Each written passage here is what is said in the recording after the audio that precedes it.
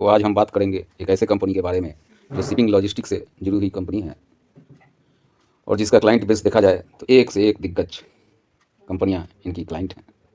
Adani, Aditya Birla group हो या फिर जीएसके, संत गोबेन, रश्मि ग्रुप, देश की जानी मानी दिग्गज कंपनियां इनके क्लाइंट हैं।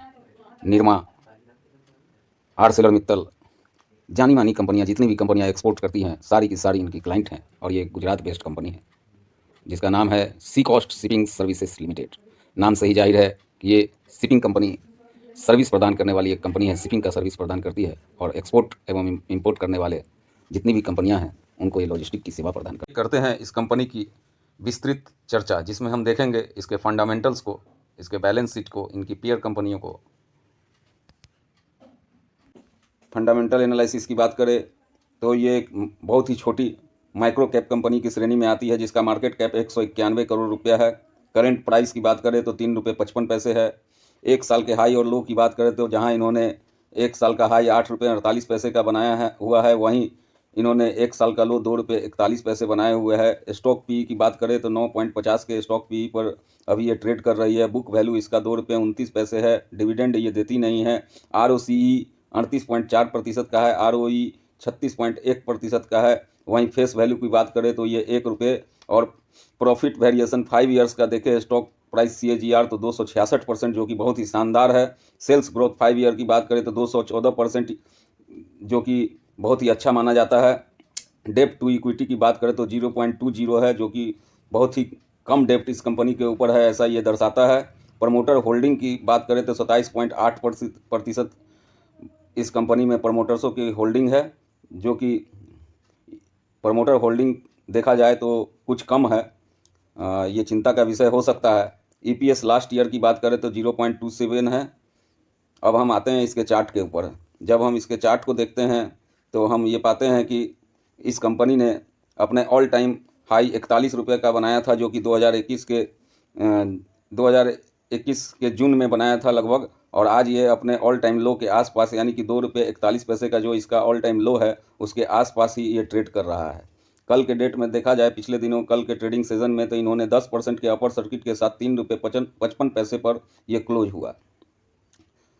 इसके प्रोज की बात करें तो प्रोज में देखते हैं, प्रोज का मतलब अच्छाई होता है। अच्छाइयों की बात करें तो company is accepted to give good quarter, यानी कि ये एक अच्छा क्वार्टर रिजल्ट देने की इसकी संभावना बनी हुई है।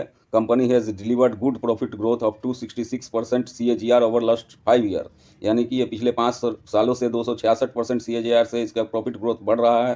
Company has a good returns on equity. ROE track record 3 years, ROE 26.7%, मतलब पिछले 3 सालों से इसका ROE जो है 26.7% के शानदार दर से बढ़ रहा है। डेटर डे जहां तक देखा जाए वो भी इम्प्रूव हो चुका है जो कि 274 दिनों से घटकर 128 दिनों पर आ गया है।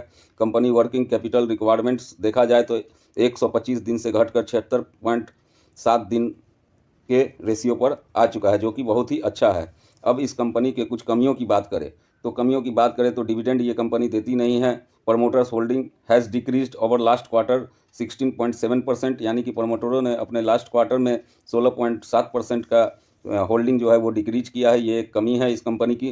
प्रमोटर होल्डिंग इज़ लो 27.8%, यानी कि आज के समय में इस कंपनी में प्रमोटरों ने 27.8% की होल्डिंग अपनी बना रखी है।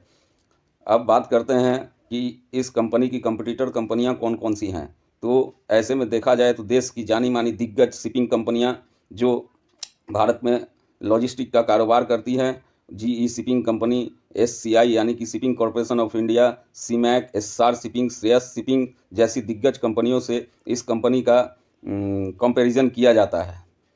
ऐसे में देखा जाए तो ये कंपनी बहुत ही शानदार नज़र आती है, चूँकि इसका 5 साल का स्टॉक प्राइस CAGR 266% के दर से बढ़ रहा है। वहीं ROE देखा जाए तो 26.7% की दर से बढ़ रहा है। तो दोस्तों देखा जाए तो ऐसे ही छोटी कंपनियां आने वाले भविष्य में एक बड़ी कंपनी बनकर उभरती है। इनके क्वार्टरली रिजल्ट पर जब हम नज़र डालते हैं तो देखते हैं कि जो कंपनी 2021 में 42 करोड़ का सेल्स जनरेट करती थी, वही कंपनी 2023 में 121.42 करोड़ का सेल्स जनरेट कर रही है। एक्सपेंस की बात करें तो 2021 में जो कंपनी 39 करोड़ के खर्चे करती थी, वो कंपनी आज 2023 में 110 करोड़ के आसपास का खर्च भी कर रही है।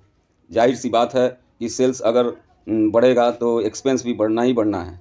अब हम बात करते हैं ऑपरेटिंग प्रॉफिट की। तो ऑपरेटिंग प्रॉफिट में जहां 2021 में 2 करोड़ 60 लाख रुपए का ऑपरेटिंग प्रॉफिट था, वहीं 2023 में 10 करोड़ 74 लाख रुपए का ऑपरेटिंग प्रॉफिट हो चुका है, जो कि 5 गुना बढ़ चुका है। सिर्फ 2 सालों में इन्होंने अपने ऑपरेटिंग प्रॉफिट में 5 गुना की वृद्धि की है।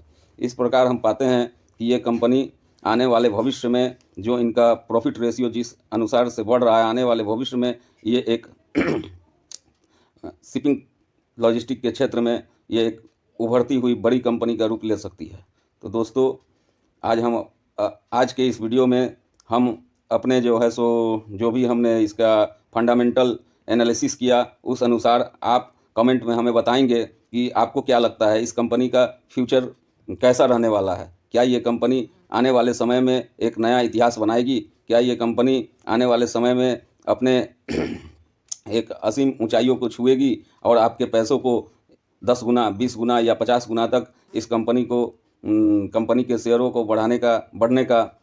ऑपरेटिंग प्रॉफिट के बाद हम बात करेंगे इसके नेट प्रॉफिट की। तो जहां 2021 में इस कंपनी का नेट प्रॉफिट 1 करोड़ 42 लाख के आसपास था, वहीं 2023 में नेट प्रॉफिट 7 करोड़ 73 लाख जा पहुंचा। यानी कि नेट प्रॉफिट में भी इन्होंने 4 गुना का वृद्धि किया। मात्र 2 सालों के अंदर ऑपरेटिंग प्रॉफिट और नेट प्रॉफिट दोनों में ही इन्होंने 4 गुना वृद्धि दर्ज की है।